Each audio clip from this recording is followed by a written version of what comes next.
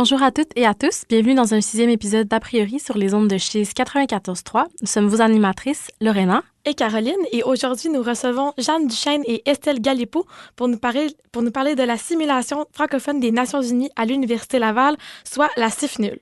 Donc, est-ce que vous voudriez vous présenter un petit peu? Oui, c'est ça. Moi, je m'appelle Estelle Galipeau. Je suis au BIAPRI en 3e année. Je gradue là, au printemps. Puis, c'est ça, après la maîtrise, voilà. Moi, c'est Sarah-Jeanne Duchesne. Je suis en 2e année au BIAPRI également. Et je suis coprésidente de la CIFNUL cette année jusqu'au mois de mai. Puis je suis là, une abonnée aux simulations depuis des années. Donc, je participé à la CIFNUL, mais j'ai également eu la chance de participer à des simulations internationales, dont la UpMUNC, dont la simulation de l'Université de Philadelphie, également le McMoon plusieurs fois. Donc, j'adore les simulations. C'est vraiment dans mon sang. Puis, d'où vient votre intérêt, en fait, pour les simulations? Ben moi, je vous dirais, en fait, j'ai fait la CIFNUL pour la première fois en première année du BIAPRI.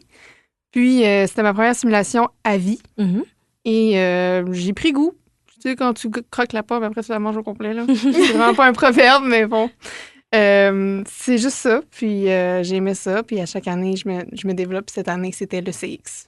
Puis en fait, t'as fait combien de simulations là, avec la première année? Tu l'as-tu refait à la 2e année aussi? Oui, exactement. Okay. Je l'ai fait 2 fois. Une première année, je représentais l'Équateur, l'autre, l'Inde. Et cette année, je suis au VP Finance de la simulation. Incroyable, VP Finance.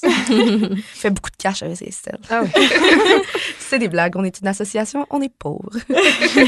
Puis est-ce que sinon, vous avez comme d'autres implications dans d'autres comités? Est-ce que vous faites comme d'autres, justement, des implications autres que, mettons, dans la CIFNUL? Ben, cette année, je suis coordonnatrice des finisseurs du BIAPRI. Oui.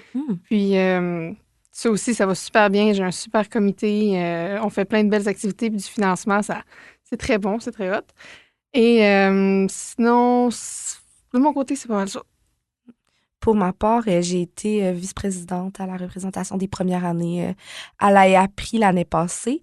Puis également, là, depuis l'année passée, je fais partie du Parlement étudiant du Québec dans le caucus des Rouges. Donc, une autre super belle implication. On n'en parlera pas aujourd'hui, mais oui, une autre simulation qui se rajoute là, à mon curriculum qui est vraiment... qui nous met... qui nous permet d'expérimenter le parlementarisme québécois dans ses rouages, le politique, procéduraux, etc. Là, on a la chance... C'est une belle expérience, honnêtement. Wow. Oui, on a la chance à chaque année là, d'être directement au Salon Bleu. Ben, là, au Salon Rouge cette année, le Salon Bleu est en réno. Là. Puis c'est ça, d'avoir des périodes télévisées. Fait que c'est vraiment un autre game. Là. Ouais. Fait que vous êtes vraiment impliqués.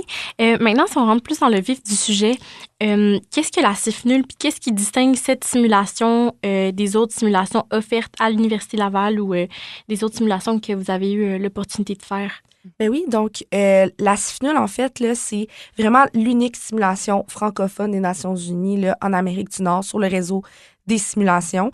C'est traditionnellement les simulations des Nations unies, quelque chose qui se fait en anglais. Il y a quelques simulations, comme par exemple à McGill, qui offrent des comités bilingues, mais vraiment une simulation uniquement en français, c'est la seule. Et également, à l'université, souvent, les comités qui se créent autour des simulations, ce sont des délégations. Donc, ce sont des délégations de l'université qui quittent pour aller participer à des simulations. La CIFNUL, elle se passe à l'Université Laval. Donc, c'est vraiment une simulation locale où est-ce qu'on a à la fois un comité qui organise et des participants qui viennent de l'université, mais également du reste du Québec. Donc, c'est vraiment ça qui la distingue. Et également, ben, c'est une simulation pour débutants. Donc, ça se veut une simulation introductive, pédagogique. Tout est fait, tout est adapté. On joue un peu avec le livre de règlement là, pour ça, mais tout est adapté pour vraiment qu'une personne qui a jamais entendu parler du fonctionnement des Nations unies, qui a jamais participé à aucune activité, que ce soit d'éloquence ou de négociation ou de diplomatie, quelqu'un qui est complètement novice, quelqu'un qui n'est pas dans un programme de sciences sociales comme le BIAPRI, puisse tout à fait là, avoir une belle expérience et formatrice. Là. Puis sinon, est-ce que vous pourriez nous parler un petit peu là, des postes que vous occupez respectivement au sein du comité exécutif, puis des tâches que vous faites pour organiser cette belle simulation? Ben oui. Aux finances, ça va de soi. Il faut faire un budget, il faut s'occuper du compte et des subventions commandites. Cette année, j'ai fait de la recherche. Ça, c'est pas un rôle qui est tout à fait de finance, mais je l'ai pris cette année. C'était vraiment la recherche de repas. Oui. Avec socioculturel, d'ailleurs. Puis, donc, on a mené ça à terme. On n'a pas fait de levée de fonds du tout cette année. Ça a été peut-être un peu plus absorbé dans les frais d'inscription, mais ça, on va en parler plus tard. Oui, exact. Mais c'est ça, c'est ça, budget. Est-ce que j'oublie quelque chose? Courriel pour les commandites, tout ça, dans le gouvernement.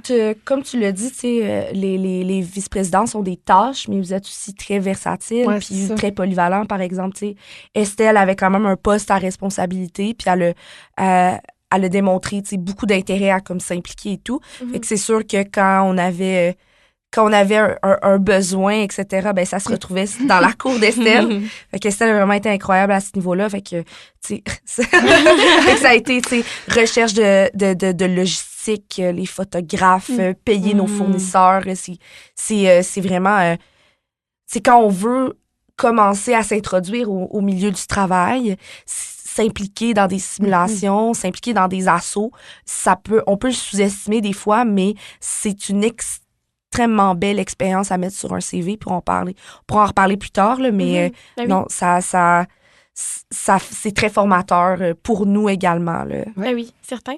Puis quant à toi, Jeanne, pourrais-tu décrire le poste que tu occupais, puis surtout que vraiment tu avais un rôle assez important pendant la simulation? Oui. Je sais pas si tu veux en parler un petit peu. Oui, fait que moi, dans le fond, j'étais coprésidente, puis j'étais la coprésidente avec Héloïse Fleury, qui est également Biapri, puis j'étais la coprésidence qui était responsable de l'organisation du contenu pédagogique et fonctionnel, un peu, je dirais, de la simulation. Pas fonctionnel, mais Estelle, est-ce que tu aurais un qualificatif? Plus l'organisation de la simulation en tant que telle. Okay. Ouais. Donc, la simulation avait un volet plus logistique. Ça prenait l'alimentation, ça prenait le financement, les journées de simulation, ça prenait des gens pour accueillir, ça prenait des gens pour s'assurer que les repas allaient être servis. Moi, j'étais vraiment au cœur de l'action. Sur le terrain. Sur le terrain. Donc, faire en sorte que on ait une thématique qui fonctionne, une gestion de l'Assemblée, quelqu'un qui était là vraiment pour accompagner les délégués dans leur prise de parole, dans les travaux. Donc, j'étais vraiment là comme un secrétaire ou un président d'Assemblée qui s'assure que les travaux vont bon train. Là.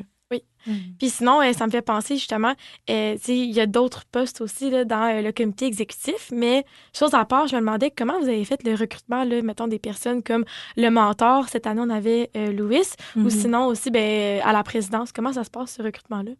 Oui, donc en fait, c'est sûr que c'est souvent là, des contacts au niveau des simulations. Fait que Louis, moi, j'ai eu la chance de le rencontrer au Parlement étudiant.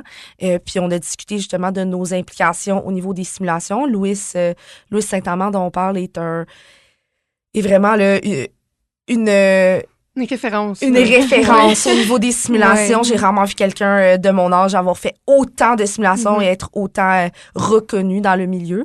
Donc, c'est ça, par des relations qu'on a pu se faire. On avait Louis qui est venu se joindre à nous en tant que mentor. Puis, pour ce qui est de notre présidence assemblée, qui était Miguel Covino, ben c'est ça, c'est quelqu'un qui est super impliqué dans les simulations à l'université, qui était dans le comité exécutif l'année passée. Donc, on avait approché quelques personnes là, qui étaient dans le comité exécutif de la CIFNUL dans les années précédentes, puis qui connaissaient l'organisation pour venir présider notre belle assemblée. Ben oui, c'est certain. Puis, sommairement, c'est quoi les autres postes qui sont offerts dans le comité? Oui, donc on a VP Finance, présidence, ça va de soi. Il y a VP Communication, externe, socioculturelle et, j'en oublie un, journalistique. OK. Puis, journalistique, c'est quoi un peu la tâche qu'ils ont eu à à faire durant la simulation puis en préparation de la simulation? Oui, bien, cette année, c'était Gabriel qui était aussi incroyable. On a eu plein de beaux commentaires après la simulation. C'était vraiment le fun. En amont, lui, il prépare son sujet, sa crise, puis tout ça. Puis, crise journalistique. Oui, crise journalistique pendant la simulation. Il pète pas une crise en rencontre. Il fait pas une petite crise de bacon avant que ça commence. Puis lui, il monte son équipe de journalistes, qui étaient lui aussi ses contacts, ses amis, qui étaient aussi hyper impliqués. Puis pendant la simulation, c'est vraiment d'observer tout ce que les délégués font, tout ce qui est dit, tout ce qui est travaillé, puis là, sortir des nouvelles informations qui sont dans les nouvelles, puis là, comme questionner les gens sur ça aussi. Puis la production de cette année, c'était des diplos, les diplos et les paléopotins. C'est vrai. Donc, le nom du journal de la simulation, c'est le Diplodocus. Et cette année, de nouveauté, on avait les paléopotins qui étaient vraiment axés sur les commérages et le potinage. Très intéressant. Qui était fait entre délégués. Merci. Oui. Je pense que Gabriel a trop regardé Gossip Girl. Oui, il y a clairement des références à ce niveau-là. Oui, surtout, mais ce qu'on voulait, c'est vraiment apporter un aspect là, multilatéral à la simulation, permettre aux délégués d'avoir des expériences variées. Donc, pas seulement être en assemblée, effectuer des travaux, mais aussi être en contact avec plein de points culminant de la diplomatie. Fait que la diplomatie, ça passe par les relations qu'on va avoir avec les autres délégués pendant la simulation, avec les instances de la simulation comme la présidence, mais ça passe aussi avec le quatrième pouvoir qui sont les médias. Donc, on voulait vraiment offrir une expérience multilatérale à nos délégués, d'où le fait que vraiment on a mis l'accent, parce que c'est pas nous qui avons inventé le journalisme, c'est quelque chose qui existait déjà à la CIFNUL, mais là, cette année, on l'a vraiment institutionnalisé, puis on voulait que ça prenne une place prenante là, dans la simulation. Puis comme Estelle l'a dit, ça a vraiment été une réussite à ce niveau-là. Mais là, vous allez m'excuser, j'ai oublié un poste. Oui. C'est fou. C'est VP Formation. Oui, c'est vrai, formation et recherche. Hyper important, mais il m'a passé en haut de la tête. Là. Ouais. Ce poste-là, c'est quoi qu'il fait en fait? Oui, donc cette année, c'était Anna Jovin. Et qui occupait ce poste, et elle a fait la rédaction d'un guide de délégués et d'un guide de la formation sur le sujet et sur tout ce qui est déjà fait sur notre sujet. Puis le site. Oui, le site aussi, Google Site, qui était... C'est sur ce site qu'il y a eu la formation et le guide du délégué et tout. Oui, c'est vraiment tout complet avec tout ce qu'on a besoin de savoir essentiellement là, sur la simulation. Oui, il y a beaucoup de contenu dans ce site. Oui, vraiment. Je sais qu'il y en a quelques-uns qui s'y sont perdus. Mais je pense que c'est quand même, pour l'ensemble, très, très apprécié parce que je pense que ça peut stresser quelques personnes de savoir comment ça se déroule une première simulation.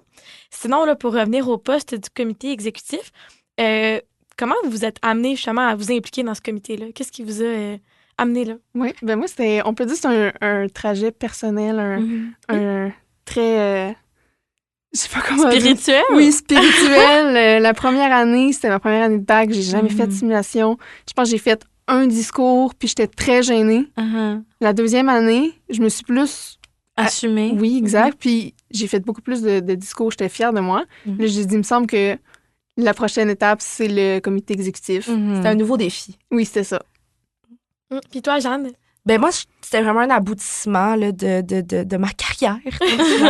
Non, mais en vrai, c'est ça. Je voulais occuper un poste challengeant, pouvoir peut-être mettre ma marque. J'avais des idées aussi pour développer la simulation à l'université, la langue française.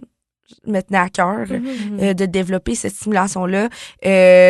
Donc, je me suis dit que la CIFNUL, c'était vraiment l'endroit où est-ce que je pouvais, c'est ça, là, amener des nouvelles idées, développer le monde des simulations, puis aussi aller chercher là, des nouveaux défis au niveau de la gestion. Puis tantôt, vous avez parlé du guide du délégué puis du site web. C'est quoi le travail qui se fait en amont? C'est quoi les préparatifs qui sont nécessaires, en fait, pour mettre sur pied cette simulation-là? Ouf, bonne question. Vous deviez comme résumer en quelques petits points. Pour cette année, là, on avait vraiment un plan stratégique qu'on avait énoncé, Hello et moi, pendant les élections. Donc, vraiment, la première chose, c'est qu'on voulait institutionnaliser la CIFNUL et ses composantes. Donc, il y avait une charte qui existait, mais ça a été un peu désuète. Donc, vraiment, la première étape, ça a été là, de s'atteler à revoir, à reformer la charte. Des fois, on a créé certains postes, dont VP journalistique. Donc, c'était vraiment comme la refonte et la solidification de nos dossiers, de la charte, de nos commanditaires, de nos partenaires. Puis par la suite, là, ça a vraiment été là, de choisir là, la thématique de l'année, puis de partir là, sur un marketing autour de ça. Après ça, évidemment, ben là, il y a eu le recrutement de nos participants. Puis finalement, on s'est attelé là, à ce que que toutes les composants de la simulation soient présentes. Donc, aller recruter des invités pour notre cocktail de réseautage, aller trouver le personnel pour la CIFNUL, donc les bénévoles. Puis c'est ça, la formation du site, la création du site pour former les participants. Donc, c'est vraiment là un long processus qui se passe vraiment sur un bon 9 mois. Là. Ben oui, c'est certain. Puis justement, pour revenir, là, tu parlais de recrutement. Comment se déroule le recrutement des participants? Est-ce que ça devient de plus en plus facile avec le temps, là, vu la publication sur les réseaux sociaux? Les publications, justement, qui sont faites sur le Instagram de la CIFNUL? Ou sinon, est-ce que c'est vraiment plus en allant dans les classes qu'on recrute les gens? Comment ça se déroule? Ben, pour l'avoir fait les 2 dernières années, je vous dirais que d'habitude, c'était spécial cette année. Moi, je l'ai vu au niveau des finances quand les participations rentraient. Les gens, ils s'inscrivaient très vite. Ils payaient très vite. Puis là, c'était comme, OK, attention, il reste 5 places. Puis c'était vraiment très rapide, la fenêtre de participation. Cette année, c'était un peu plus long. Puis on a même réouvert les inscriptions à un certain point parce qu'on voulait plus de gens. Mais c'est sûr, le travail que Jeanne a fait sur les réseaux sociaux, c'est sûr, ça a aidé. Parce que le message s'est passé assez rapidement, tu sais, justement, avec le compte Instagram, là, les publications, ça allait vite. Ben, c'est ça qui a bien fonctionné. On voit un grand intérêt de la part des gens.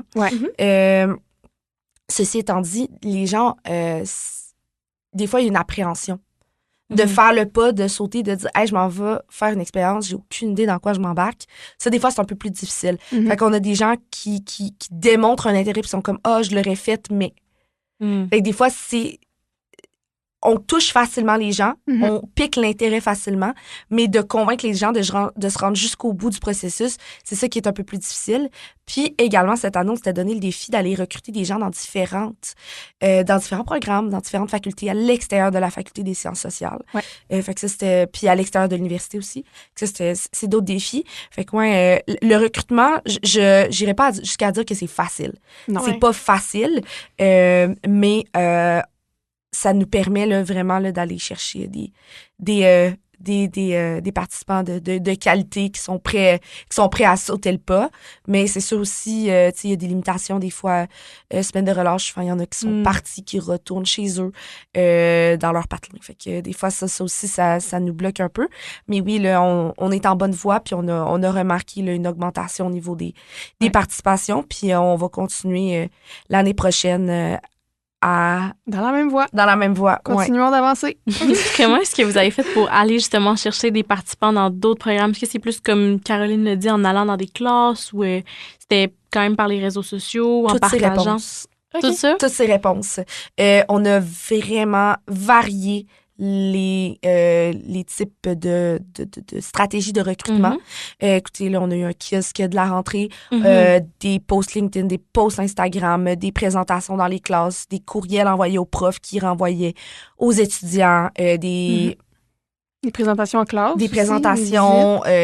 Oui, exactement. Fait que puis tout ça a porté ses fruits. Étonnamment, ben, j'avais les statistiques qui arrivaient devant moi parce que quand les gens s'inscrivent, ils disent comment ils ont...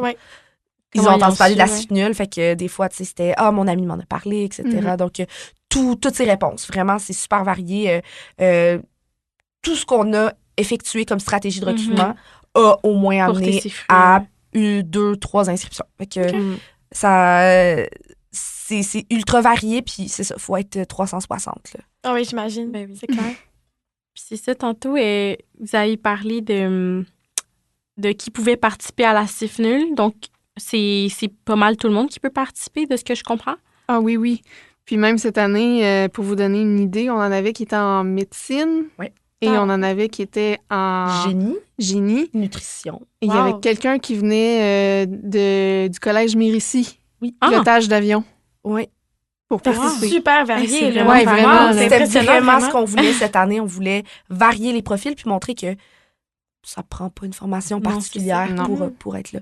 On avait des gens en doctorat, en géographie, en histoire, en études anciennes. Ouais. On avait vraiment de tout. C'est ça, des gens aussi de l'extérieur. En tout cas, pour ma part, lorsque j'ai participé à la simulation, vraiment, mon collègue d'à côté, il venait du Saguenay. Ouais, c'est ça. Mais comment ça se passait, justement, le recrutement là, dans les régions plus éloignées? Je veux pas vraiment... je veux pas dénigrer la région du Saguenay, au contraire, mais c'est plus loin. Qu'est-ce que vous êtes déplacé? Comment ça s'est passé? On s'est pas déplacé. Okay. Des fois, c'est des participants qu'on connaît de longue date qui nous font de la bonne publicité. Ça prend une personne qui a un intérêt pour amener une petite gang d'amis. Fait que, on mise sur des fois des aides, mettons, financières pour le logement, etc. Comme cette année, on a pu se permettre de payer le logement de tous les participants qui venaient de l'extérieur, qui en ont fait la demande. Là. Donc, on avait... C'est pas mal. 6 participants qui étaient en logement, qui étaient dans un hostel à Québec. C'est ça. Fait qu'on on essaie, c'est ça, d'encourager financièrement les gens parce que tu t'embarques dans quelque chose, tu t'en viens à Québec, ça te coûte 300-400 $ et plus. Des fois, ça peut être décourageant. Fait que si on misait sur l'intérêt des gens qui nous ont vus passer sur les réseaux sociaux, t'es comme « Ah! Pourquoi pas, je pourrais pas participer. » Puis là, tout de suite, on allait les accrocher. Puis t'es comme, oui, ça va nous faire plaisir. On va vous loger, etc. Fait que là, ça encourage les gens. Puis on espère que l'année prochaine, le bouche à oreille va faire son œuvre. Puis justement, là, on parlait tantôt des frais. Quels sont les frais d'inscription pour la CIFNUL, pour ceux que ça les intéresse? Oui, je vous dirais que ça varie vraiment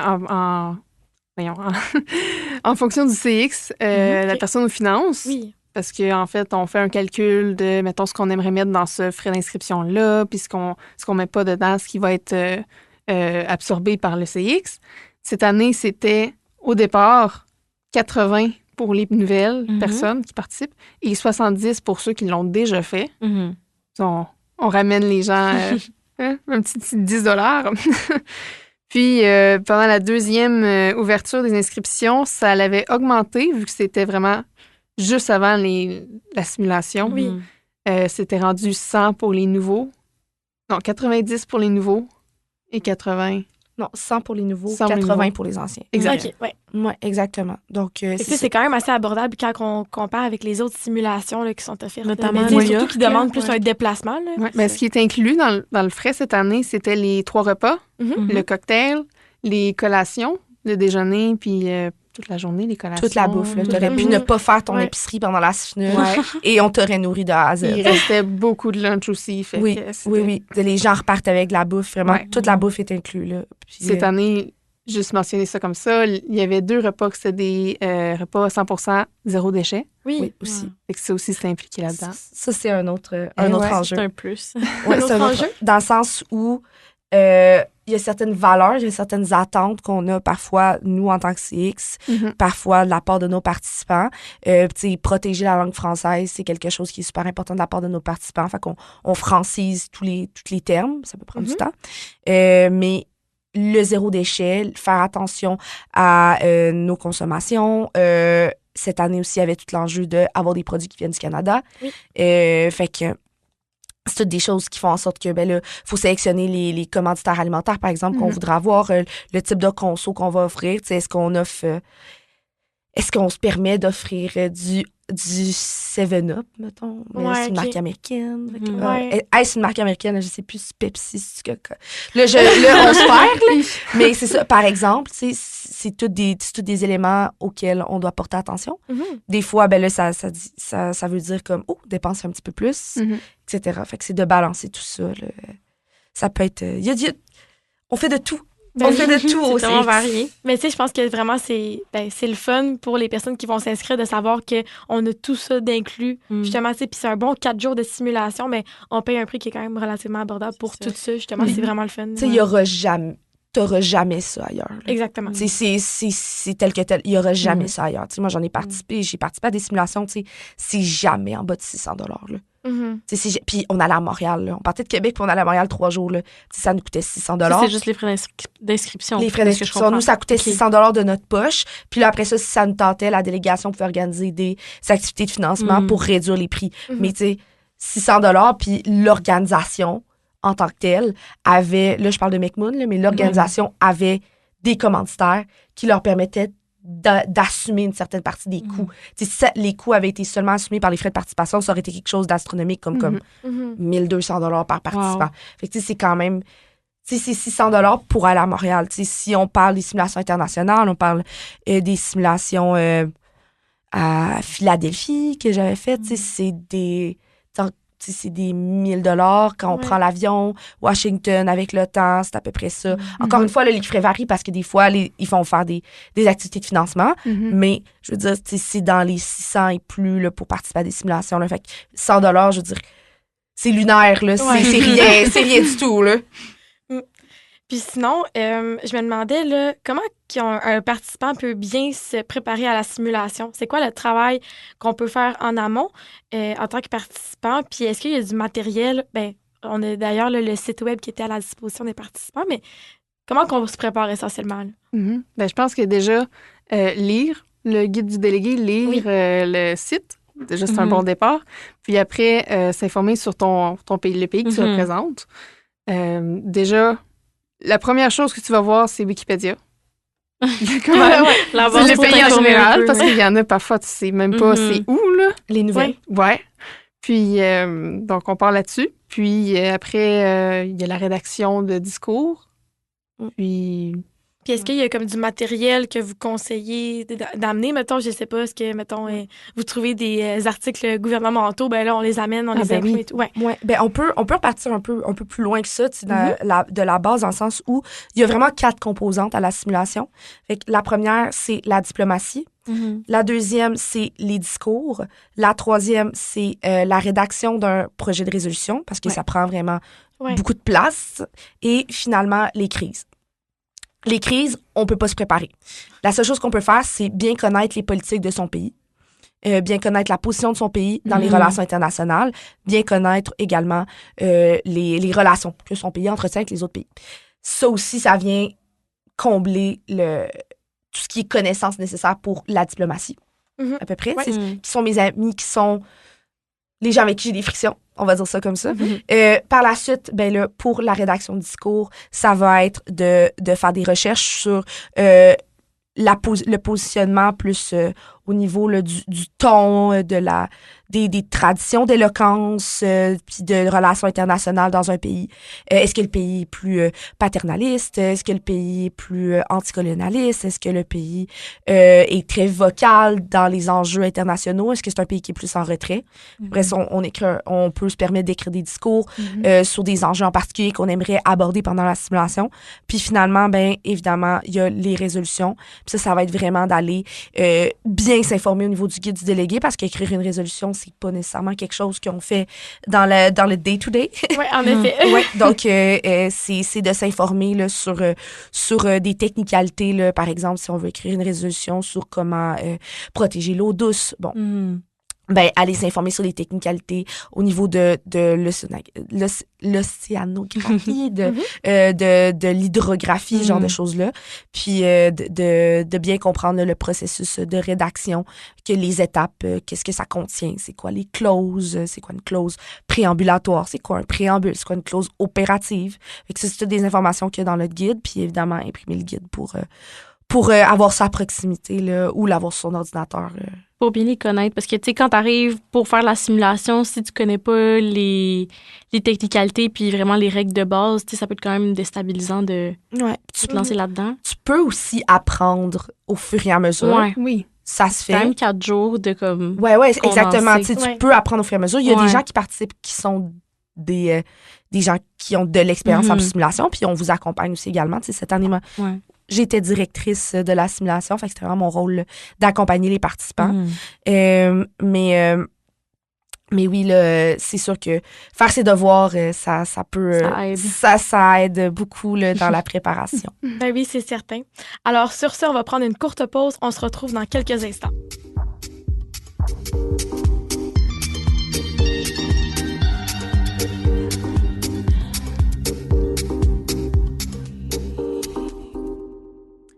Donc, on est de retour sur les ondes de Chiz 94.3. Les filles, je voudrais vous demander, quels furent vos ressentis ou vos premières impressions de la simulation quand vous avez participé pour la toute première fois? En tant que délégué, là. Oui. Comme on a mentionné tantôt, moi, j'avais fait tous mes devoirs, j'avais lu toutes les formations possibles, puis j'avais tout vu sur Internet, mais j'ai appris sur le tas. Puis ça s'est donné que la première année que j'ai participé, c'était surtout des gens qui l'avaient déjà fait. Fait que j'aurais pu lire tout ce qui était possible, mais j'aurais rien appris de ce que j'ai appris pendant la première simulation.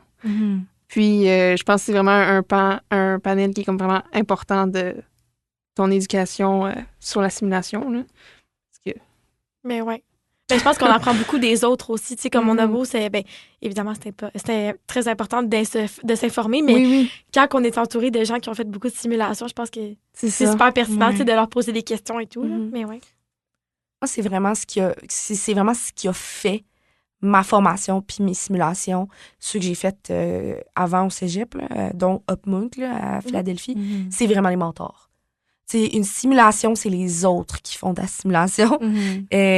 Moi, j'ai eu la chance d'avoir 2 mentors vraiment incroyables qui m'ont appris, d'un côté, le fonctionnement de l'Assemblée, les discours, les prises de parole, puis une autre déléguée là, très expérimentée qui m'a appris vraiment la rédaction, tout ce qui a trait à rédiger un projet de résolution. Fait que les autres, c'est vraiment une denrée importante et inestimable quand on arrive dans les simulations, surtout ceux qui en ont déjà fait. Puis, je dirais pour la simulation des Nations Unies de l'Université Laval, moi, ma première... Comment je me suis sentie, c'était vraiment un terrain de jeu. Parce que les simulations que j'avais faites auparavant, c'était tout en anglais. J'étais un bébé. J'avais 17 ans. Et les gens qui avaient autour de moi, c'était des gens de 22, 23, 24 ans qui avaient des masters en économie, de l'environnement et tout. Puis, tu te présentais, c'était comme « Hey, bonjour, moi, je représente l'Inde, je suis l'Université Claremont. Ah, moi, je représente les Émirats Arabes Unis, je suis l'Université Stanford. Ah, moi, c'est Harvard. » Puis, comme moi, je suis le Cégep Garneau. Donc, c'est ça. Donc, tu sais, vraiment, d'arriver à la simulation, c'était plus petit, c'était en français. Fait que ça a vraiment été un gros terrain de jeu pour moi. Puis, ça m'a permis pour la première fois de prendre ce rôle-là de mentor avec d'autres personnes. Puis c'est ça, de me sentir à l'aise pour une première fois comme un petit poisson dans l'eau. Là, fait que ça a été une belle expérience. Puis on voit vraiment les deux côtés de la médaille que tu peux être super expérimenté puis arriver à la CIFNUL puis avoir de l'espace pour pouvoir prendre ce rôle-là de mentor, pour pouvoir avoir un pays, un gros pays qui a des responsabilités des fois un peu plus marquées sur la scène internationale, dans les relations internationales. Fait que ça te permet de prendre cette place-là quand t'es expérimenté, puis ça te permet aussi d'apprendre quand tu l'es moins, ça te permet d'arriver et de t'initier à la simulation. Fait que de tous les angles, il y a une plus-value qui existe à la simulation. Puis sinon, là, c'est vraiment par curiosité, je me demandais comment se fait l'attribution des pays. Ça, c'est Jeanne qui va vous dire ça. Moi, j'ai pas joué là-dedans. Étant dans le comité exécutif, je me disais que tu devais sûrement avoir une petite réponse. Écoutez, c'est moi qui m'en suis occupée. Donc, je me suis basée sur les expériences que les gens mentionnaient dans leur formulaire d'inscription. Fait qu'on demandait, est-ce que vous avez déjà participé à des simulations? C'est quoi votre intérêt pour la simulation? Est-ce que vous voudriez participer et être un membre du Conseil de sécurité, par exemple? Donc, les 5 membres permanents du Conseil de sécurité. Puis, en se basant sur ces genres de petits CV-là que les gens nous fournissaient, moi, j'attribuais les pays. C'est sûr qu'on a comme des gros pays, genre le G20, etc., où est-ce qu'on essaie d'aller chercher des personnes un peu plus expérimentées, le Conseil de sécurité encore plus. Quoique, il y a des gens qui ont fait le Conseil de sécurité cette année, que c'était leur première simulation. Oui. Mais oui, donc c'était vraiment la motivation des gens. On prenait pas les préférences personnelles. Okay. Non. Parce qu'on a appris avec des expériences passées que parfois, là, de représenter un pays qui est très proche de sa propre origine ou qui est son pays d'origine, ça peut créer là, des tensions, des frictions. Donc, on prenait pas les demandes spéciales, mais c'est ça, on essayait selon ce que les gens nous mentionnaient dans leur inscription, là, de leur attribuer un pays intéressants. Ils sont tous intéressants. Ben oui. Mais c'est un pays qui représentait un peu leur manière d'aborder l'assimilation. Il y en a qui nous écrivaient et étaient comme, oh non, je veux vraiment pas de pays je veux pas un gros pays, là, je veux pouvoir, prendre ça un peu, être un peu en retrait au début, puis je veux pas que quelque chose dépende sur moi et tout.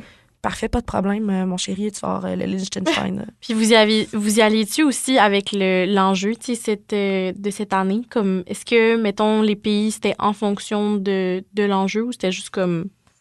Je pense que cette année, pas nécessairement, mais il y a d'autres années que oui. Le CX avait décidé ça en fonction de l'enjeu. Pour donner un exemple, Frédéric Gingras, qui est comme un dinosaure à la CIFNUL, parce qu'il l'a fait, je pense, 5 fois. Oui. C'était il y a 2 ans, en 2023.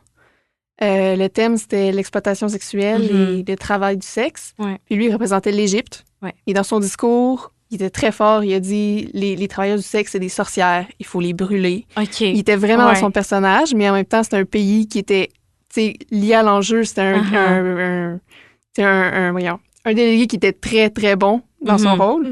Et je pense pas que quelqu'un d'autre aurait pu dire les mêmes propos si ça n'avait pas été lui. Puis il savait que ça reste un rôle, ça reste un jeu, un model des Nations Unies.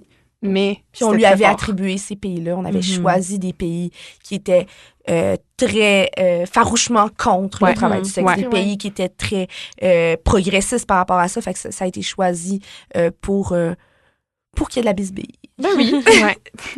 Puis sinon, je me demandais, là, est-ce que vous pourriez nous décrire, nous faire un portrait type de ce à quoi ressemblent les 4 jours de la CIFNUL? Comment ça se déroule? Oui, en fait, cette année, là, on a rajouté une journée à la CIFNUL pour se permettre d'organiser une petite cérémonie d'ouverture avec des orateurs. On avait la directrice des relations internationales au ministère des Relations internationales. Fait que c'était vraiment très cool. Donc, c'est ça, on avait des orateurs, on avait des invités. Et par la suite, on avait un petit cocktail de réseautage. Ça, c'était le fun. Ça a permis aux gens de se rencontrer dans un contexte un peu plus informel avant la simulation, quoique il y avait des gens qui étaient déjà très investis dans leur rôle de délégué.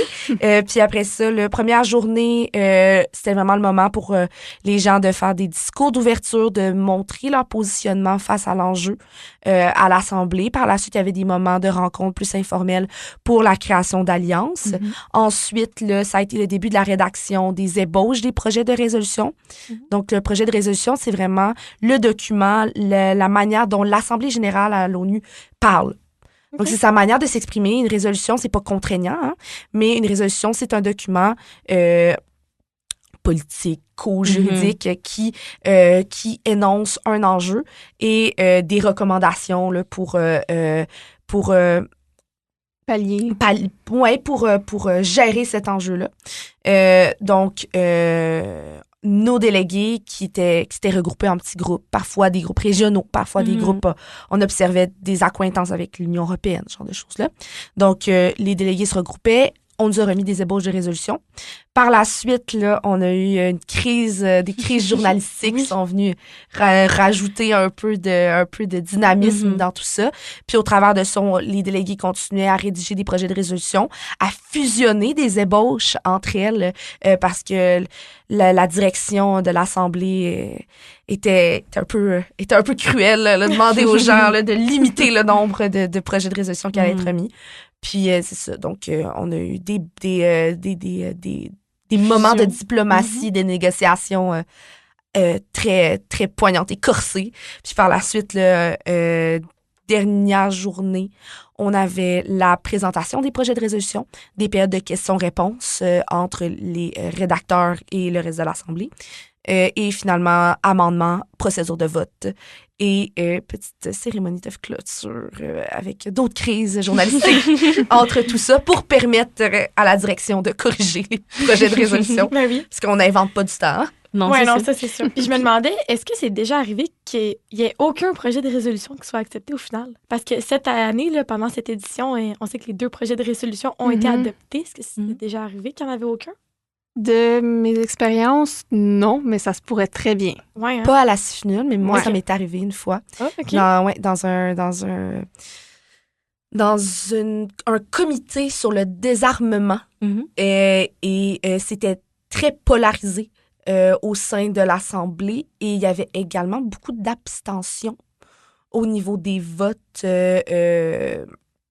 substantiels, là, donc les votes sur les projets de résolution, ce qui a fait en sorte que les 2 projets de résolution n'ont pas passé. Ouais, donc beaucoup de travail jeté à la poubelle, Ouais. quelques larmes de la part des grands rédacteurs.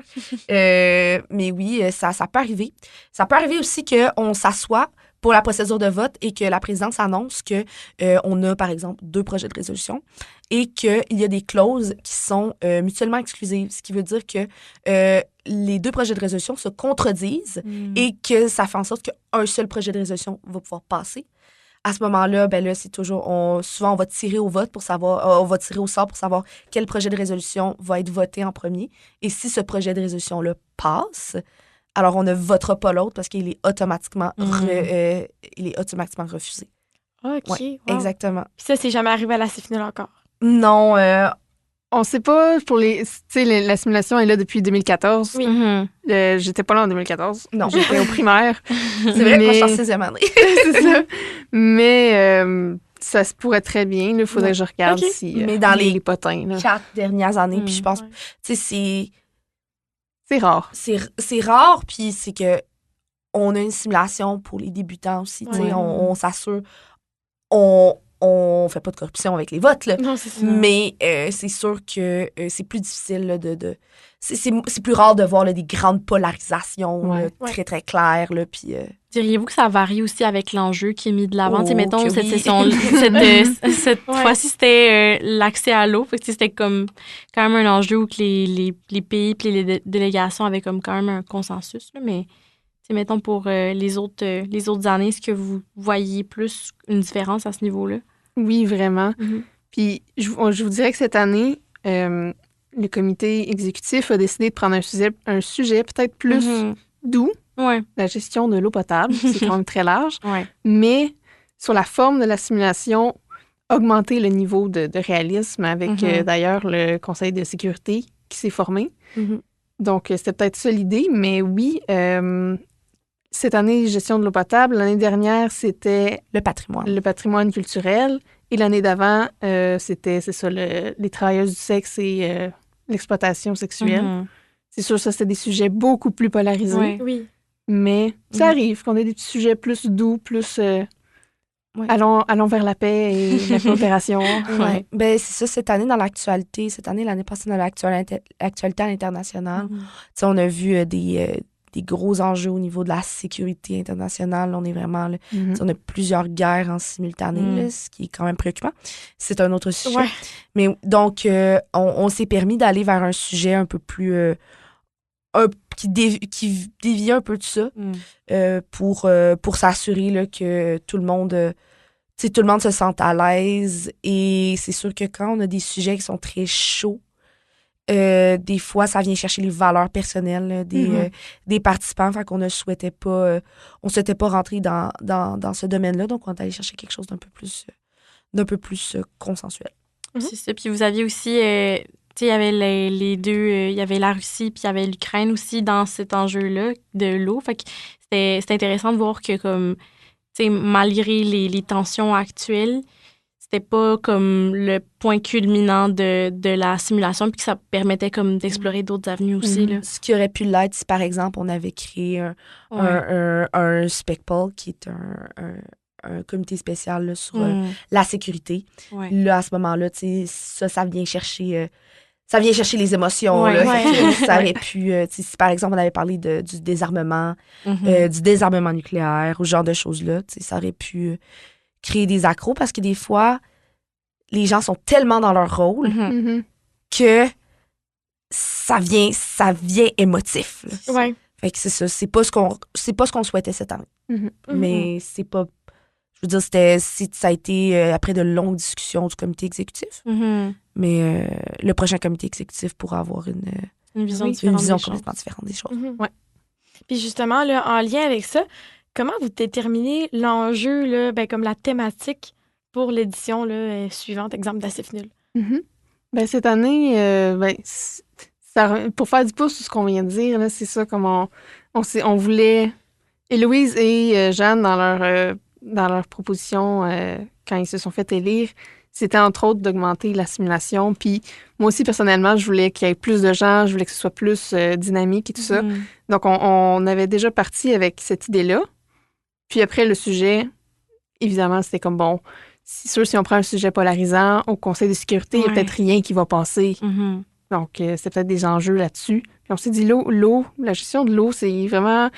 C'est un petit sujet qui me parle beaucoup parce que ça touche vraiment tout le monde, économiquement, dans les droits humains, ça fait partie des objectifs de développement durable, dans l'environnement, les changements climatiques. C'est tellement englobant de la réalité actuelle que selon moi, c'était comme important. Je l'ai proposé, puis après discussion et négociation entre nous, c'est ça qui est resté. En fait, pas grosse négociation, on a tous été super emballés par la thématique qu'Estelle proposait. Puis aussi, cette année, on voulait aller chercher des gens à l'extérieur du programme. Des enjeux, des thématiques qui touchent des enjeux, par exemple, de sécurité. C'est très technique. Hein? Y a beaucoup de directives. Ça touche le Conseil de sécurité, que lui, il a un pouvoir contraignant. C'est plus challengeant. C'est un plus gros défi pour des gens que ça va être leur première simulation. Alors qu'un enjeu comme, par exemple, la gestion de l'eau potable ou, mettons, la santé ou ce genre de choses-là, des fois, c'est plus facile là, de s'y retrouver puis de trouver sa place là, en tant que personne qui est novice là, dans une simulation. Fait que c'est aussi ça qui a amené au choix du thème. Puis c'est ça, tantôt, vous aviez parlé du fait qu'il ne faut pas nécessairement avoir des connaissances préalables en droit international ou en relations internationales, mais dans le guide du délégué, c'était comment est-ce que vous ameniez, comment est-ce que vous avez fait pour simplifier un peu tous les gros termes compliqués pour les participants? Il y avait un lexique. Un lexique, OK. Un lexique. Il n'y a pas le choix. À un certain point, on ne peut pas tout simplifier. Il y a une limite à ce qu'on peut simplifier. Fait que des fois, ça va être vraiment d'avoir des outils, de la répétition. Fait que d'avoir plusieurs places où est-ce que les choses sont dites. Mais des fois, il faut aussi... on est quand même tous à l'université. Là, on a tous déjà fait de la lecture. Là, à un moment donné, il faut s'asseoir puis faire comme « OK, mais là, si je comprends pas ça, je pose des questions, j'ouvre mon dictionnaire, puis où on en jase. » Fait que, oui, il y a un peu de gros travail de simplification, de catégorisation, de chronologie qui a été effectué pour que ce soit le guide du délégué ou le site Internet. Mais fait on a multiplié les sources que les gens pouvaient aller consulter également. Mais oui, à un certain point, il y a un niveau auquel on peut pas... à un moment donné, on peut pas se sauver de certains points techniques. Fait que c'est... la stratégie, ça a été de vulgariser, de répéter, de multiplier les sources. Puis après ça, mettons, pour quelqu'un qui voudrait aller plus comme dans la position de son pays, est-ce que, mettons, aller dans le site de l'ONU ou checker des résolutions ou des trucs qui ont déjà été dits, ça pourrait être comme pertinent pour cette personne-là? Puis même si le pays a un site, le gouvernement a un site, aller voir les lois puis tout ça du pays, peut-être parfois c'est intéressant. Sinon, les discours qui se font. S'inspirer un peu du ton du discours. Oui, la Bibliothèque des Nations Unies, dont je ne m'avancerai pas à prononcer le nom parce que c'est en finlandais ou en suédois, je suis désolée. Mais la Bibliothèque des Nations Unies, là, en ligne, est un excellent outil. En plus, quand on se connecte dans les heures d'ouverture européennes, faut le savoir, hein, parce que si vous vous connectez à 20 heures pour faire votre travail, il y a des grandes chances que tout soit fermé. Là. Mais on peut chatter avec des recherchistes sur le site. Donc, on peut leur demander, on peut leur dire « Bonjour, je vais participer à une simulation des Nations Unies, je vais présenter le pays. Est-ce que vous pourriez me sortir les 10 dernières déclarations officielles discours effectuées par le délégué, la délégation par rapport à tel enjeu? » Wow, c'est dommage pratique. Je pensais pas qu'il y a sur le live. Oui, on peut faire ça. Fait qu'on peut demander ça. Mais ça, c'est vraiment des belles sources. Je le dis pour ceux qui sont en relations internationales. Pour des travaux, ça vaut de l'or pour les correcteurs. C'est des sources primaires. On adore. Les nouvelles. Les nouvelles aussi, là, savoir qu'est-ce qui se passe dans le pays. Sinon, comme Estelle elle a dit, Wikipédia, c'est pas tout acheté à la poubelle. On veut connaître la démographie de son pays. Moi, j'ai déjà présenté le Chili. Un enjeu au Chili, c'est les populations autochtones. faut le savoir. Il faut savoir si le pays a récemment modifié sa constitution, est en discussion pour modifier des lois, des constitutions. Oh, il y a un enjeu au sein de ton pays. Ça se peut que les journalistes viennent te poser des questions. Ouais, donc c'est ça. Fait que, tu sais, il faut connaître la démographie de son pays, il faut connaître les enjeux qu'il y a au sein du pays, il faut connaître la position du pays sur la scène internationale. Donc, ouais, c'est toutes des choses. Puis le truc, moi, que je donne, c'est la feuille de notes. Ouais. Une feuille synthétique avec les points clés. Une feuille, t'en as assez pour 4 jours. Vraiment, une feuille avec des points clés. C'est parfait. Puis, dans une perspective un peu plus introspective, est-ce que vous auriez une anecdote à nous raconter ou des trucs cocasses qui se sont passés dans des simulations que vous avez faites? Ouais, je peux vous en donner une. On parlait de savoir son pays puis les positions. L'année que je représentais l'Inde, le journaliste m'a demandé quelle était notre opinion parce que là, l'Inde venait de bannir la barbe à papa. Il nous a demandé c'était quoi, qu'est-ce qu'on allait faire pour contrer ça. Là, sur le coup, je n'avais jamais vu ça dans les nouvelles. Là, j'ai recherché. C'est peut-être arrivé le matin, puis je l'ai jamais su. Oh mon Dieu, là, c'est comme l'improvisation. Nous allons faire tout ce qui est à notre devoir et les criminels seront arrêtés. Et, contrer ce fléau. Contrer le fléau de la barbe à papa. Je pense que c'était parce qu'il y avait c'est les colorants, je pense, dedans. Il y avait de la cochenille ou quelque chose comme ça. Quelque chose de cancérigène peut-être ou qui rentrait pas. Là, mais l'improvisation parfois aussi, là, c'est fort. Oui, j'imagine c'est un peu comme la passe du pas de taille de cette année. Là. Oui. Sur le spot un petit peu. Peux-tu raconter? Oui. Mais en fait, c'est comme mon collègue de la Thaïlande. Il s'est fait poser la question là, si la Thaïlande allait changer son plat national parce que ça consommait une quantité astronomique d'eau potable. Mais il s'est fait mettre sur le spot vraiment, fait qu'il a dû répondre en improvisant, un peu comme Estelle. Il s'en est bien sorti, mais je pense que c'est je pense que c'est un petit inside joke qui va rester pendant un petit moment parce que je pense que le paléopotin en avait parlé là, justement. Oui, exactement. Non, moi, j'ai une anecdote plus... mais je l'ai racontée aux participants, mais je peux le raconter à l'antenne. Il y a une belle leçon en plus à la fin. Donc, première simulation, c'était à Philadelphie. Je ne sais toujours pas à ce jour comment j'ai fait pour me rendre là parce que vraiment, j'étais pas la plus qualifiée pour me rendre là. Mon anglais était encore un peu en développement, on va dire ça comme ça. Et je me suis retrouvée avec des gens extrêmement qualifiés. Donc, comme je disais tantôt, des gens de Stanford, de Harvard qui étaient dans mon groupe de rédaction. Donc, moi, me sentais petite dans mes souliers. Et parlant de souliers, j'avais des talons hauts beaucoup trop hauts pour ce que j'étais capable de porter. Donc, je me suis retrouvée nu-pied à marcher dans les rues de Philadelphie parce que j'avais des ampoules et je me pouvais plus. Et un des délégués m'a gentiment dit « Ah, you are barefoot. Est-ce que tu veux que, je te porte ou je sais pas trop quoi? » Mais moi, j'ai vraiment arrêté sur barefoot. Et si on prend la traduction littérale de barefoot, ça voudrait dire pied d'ours. Ce n'est pas ce que ça veut dire être nu-pied. Et moi, je pensais que ça voulait dire d'avoir des pieds d'ours. Donc, moi, je me suis lancée dans une discussion avec le délégué pour lui expliquer que moi, j'ai trouvé quand même assez mignon mes pieds, puis que il était pas poilu comme des pieds d'ours, jusqu'à ce que tout le monde comprenne que j'avais vraiment pas compris. Et ça a été vraiment un gros fou rire. Et je me suis vraiment ridiculisée dans le sens où, comme ça démontrait vraiment à quel point j'étais pas nécessairement la plus qualifiée pour le rôle. Et j'aurais pu vraiment comme me renfermer puis être gênée de ça, puis pas prendre ma place, mais au contraire, j'ai dit, c'est pas plus grave que ça. Il va en avoir d'autres. De toute façon, j'y reverrai sûrement jamais dans ma vie. Et j'ai continué ma simulation malgré tout, malgré cette anecdote. Et pourtant, j'ai eu une super belle simulation. Bon, c'est pas la fin du monde, mais... mais ça a brisé la glace, ça a brisé la glace, vraiment. Là, moi, j'étais petite dans mes souliers. Puis c'est des expériences qui sont marquantes aussi. Tu t'en souviendras toute ta vie de ta première expérience comme ça. Oui. Puis en guise de conclusion, est-ce que vous pourriez nous faire un petit pitch de vente à nos auditeurs qui songent peut-être s'inscrire à la prochaine édition de la CIF Nul l'an prochain? Oh boy!